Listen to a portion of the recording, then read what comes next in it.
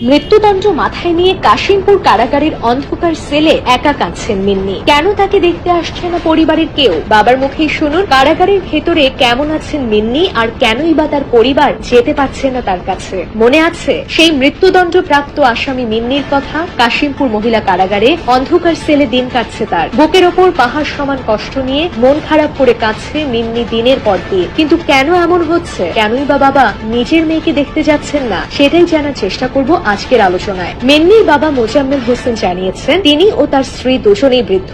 মিন্নিকে গাজীপুরের কাশিমপুর কারাগারে রাখা হয়েছে, যা তাদের বাড়ি থেকে অনেক দূরে। এত দূর পাড়ি দিয়ে গিয়ে মেয়ের সঙ্গে দেখা করা তাদের পক্ষে সম্ভব নয়। তাই তাদের দাবি মিন্নিকে বরিশালের কারাগারে স্থানান্তর করা হোক। প্রসঙ্গত 2019 সালের জুনে বরগুনা সরকারি কলেজের সামনে নয়ন বন বাহিনীর হামলায় খুন হন রিফাত শরীফ। এই হত্যাকাণ্ডের তদন্তে পুলিশ জানায় রিফাতের স্ত্রী আয়েশা সিদ্দিকা মিন্নি ছিলেন মূল পরিকল্পনাকারী। বরগুনা জেলা ও দায়রা জজ আদালত তাকে দোষী সাব্যস্ত করে মৃত্যুদণ্ড দেন। সেই রায়ের বিরুদ্ধে মিন্নির পরিবার উচ্চ আদালতে আপিল করেছে। নয়নবন অবশ্য আগেই পুলিশের সঙ্গে বন্দুক যুদ্ধে নিহত হয়েছে। মিন্নির বাবা মোজাম্মেল হোসেনের দাবি কারাগারে মিন্নি ভালো নেই। বন্দী জীবনের সঙ্গে সে কিছুতেই মানিয়ে নিতে পারছে না। বিভিন্ন রোগ বাসা বেঁধেছে তার শরীরে। কন্ডেন্স সেলের পাথর দেয়ালে যেন সময় থমকে আছে। এটা সত্যিই খুব কঠিন জায়গা, যেখানে আসামিকে প্রতি নিঃশ্বাসে মৃত্যুর দিন গুনতে হয়। তার বাবা বলছেন মিন্নি ঠিক মতো খেতে পারছে না, ঘুমাতেও পারছে না, সব সময় অসুস্থ থাকে, শরীর অনেক দুর্বল হয়ে পড়েছে। কারাগারের খাবার, পানি বা আবহাওয়ার সঙ্গে সে একেবারেই মানিয়ে নিতে পারছে না, ফলে তার খুব কষ্ট হচ্ছে। মোজাম্মেল হোসেন তার মেয়ে মিন্নিকে খুব আদর করে মানুষ করেছিলেন। মেয়ের কোনো চাওয়া তিনি অপূর্ণ রাখেননি, সাধ্যমতো সব পূরণ করেছেন। তাকে কখনো কোনো কষ্ট অনুভব করতে দেননি। সেই আদরের মেয়ে আজ কারাগারে